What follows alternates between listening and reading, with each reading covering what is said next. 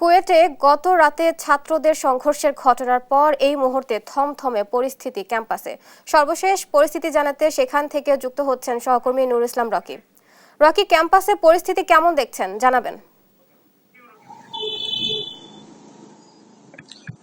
খুলনা প্রকৌশল ও প্রযুক্তি বিশ্ববিদ্যালয়ে গতকাল ছাত্র রাজনীতিকে কেন্দ্র করে যে সংঘর্ষের ঘটনা ঘটেছে, এরপর কিন্তু থমথমে অবস্থা বিরাজ করছে।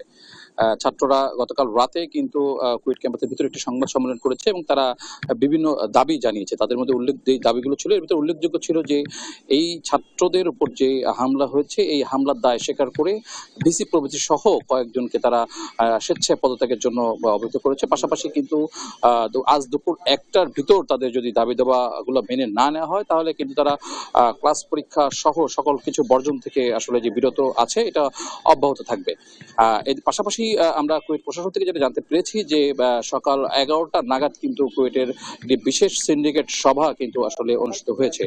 আরেকটু জানিয়ে রাখি, গতকাল ছাত্র রাজনীতি কেন্দ্র করে যে সংঘর্ষ ঘটনা ঘটেছিল, এই ঘটনায় কিন্তু প্রায় ৬০ জনের বেশি শিক্ষার্থী আহত হয়েছে এবং এদের ভিতর থেকে ১০ জনকে খুলনা মেডিকেল কলেজ হাসপাতালে কিন্তু ভর্তি করা হয়েছে। আরেকটু বলে রাখতে চাই যে আজকের যে কুয়েটের যে ভিতরের অবস্থা, সেটা কিন্তু সম্পূর্ণ থমথমে অবস্থা এবং কোথাও কোনো ক্লাস বা ক্লাস পরীক্ষা হচ্ছে না। ছাত্ররা কিন্তু কুয়েটের ভিতর যে মেডিকেল আছে, সেখানে কিন্তু অবস্থান করছে।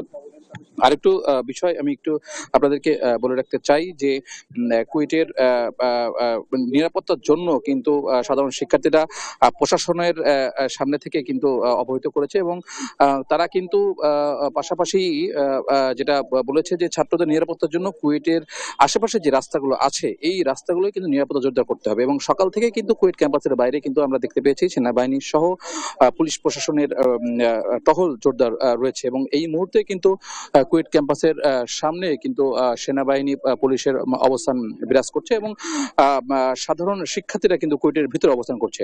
আর পাশাপাশি একটু বলে রাখি যে এই ঘটনায় কিন্তু এখন পর্যন্ত কোনো অভিযান বা মামলার কোনো তথ্য কিন্তু প্রশাসন থেকে আমাদেরকে এখনো দেওয়া হয়নি।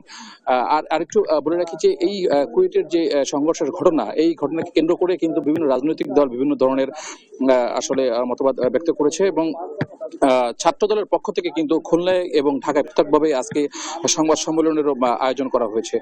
তো কুয়েট থেকে আমার কাছে এটা ছিল সর্বশেষ সংবাদ।